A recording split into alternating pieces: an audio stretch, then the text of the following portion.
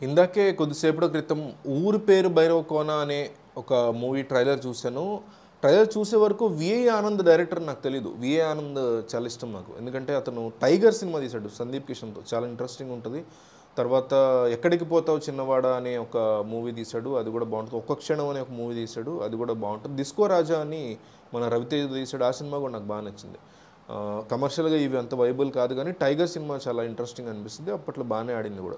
So, ఇప్పుడు ఇతను 'ఊరు పేరు భైరవకోన' అనేటువంటి ఒక కాన్సెప్ట్ తీసుకొని, ఆ భైరవకోన చుట్టూనే కథని అల్లుకొని, అందులో జరిగినటువంటి అంశాల్ని తెర మీద చూపించాడు. జాంబీస్ ఎట్లా ఉంటారు, జాంబీల్లాగా మారిపోతే ఒక దెయ్యాల్లాగా మారిపోయిన జాంబీస్‌ని చూపించే ప్రయత్నం చేశాడు కొన్ని సీన్స్‌లో. ఈ ట్రైలర్‌లో నాకు బాగా నచ్చినటువంటి 2 అంశాలు ఫస్ట్ అట్రాక్ట్ చేసినవి.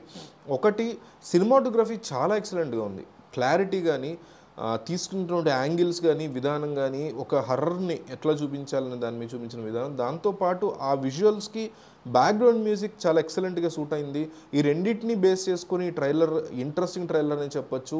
మొన్న వచ్చినటువంటి 'మంగళవారం' సినిమా ట్రైలర్ ఎట్లయితే అందరిని అట్రాక్ట్ చేసిందో, అట్లాగే ఇది కూడా అట్రాక్ట్ చేసింది. కానీ విఏ ఆనంద్ చాలా టెక్నికాలిటీస్ మీద చాలా బాగా పనిచేస్తాడు.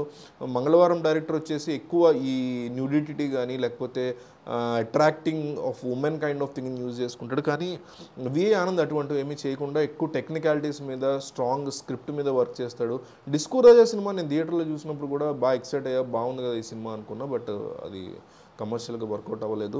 సూపర్ అని అనుకోలేదు కానీ బాగుంది, డీసెంట్‌గా ఆడుతుంది అనుకున్నా. అది కూడా ఆడలేదు. 'ఎక్కడికి పోతావు చిన్నవాడా' బాగానే వర్కౌట్ అయింది, నిఖిల్ సినిమా. అంతకుముందు వచ్చిన 'టైగర్' కూడా బాగుంటుంది. సో, ఒక మంచి హారర్ మూవీ రాబోతోంది ఫిబ్రవరి 9న అని అనిపిస్తోంది ఈ సినిమా ట్రైలర్ చూసినప్పుడు నాకు. ఎట్లయితే 'ఈగల్' సినిమా రాబోతుందో అది కూడా కాస్త యావరేజ్‌గా ఉంది ట్రైలర్. బట్ ఈ ట్రైలర్ ఇంప్రెసివ్‌గానే ఉంది. సందీప్ కిషన్ కూడా బాగానే చేశాడు. వర్ష బొల్లమ్మ హీరోయిన్.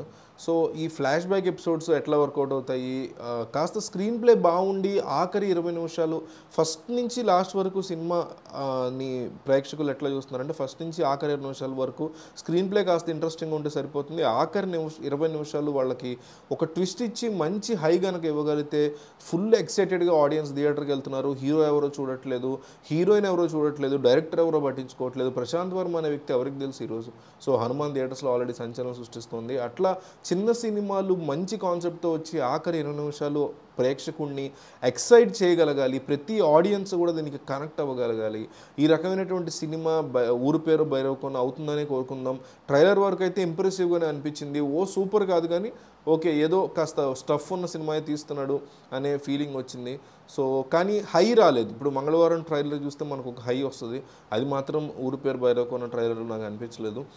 మరి సినిమా అవుట్‌పుట్ అయినా ఇంకా బెటర్‌గా ఉండి ఇంకా మంచి హై ఇస్తుందా ప్రేక్షకులకి? ఎటువంటి కాన్సెప్ట్‌ని తీసుకున్నాడు? ఈ మూఢనమ్మకాలకు సంబంధించి ఏమైనా కాన్సెప్ట్ తీసుకున్నాడా? దాన్ని ఎట్లా ప్రెజెంట్ చేస్తాడు స్క్రీన్ మీద?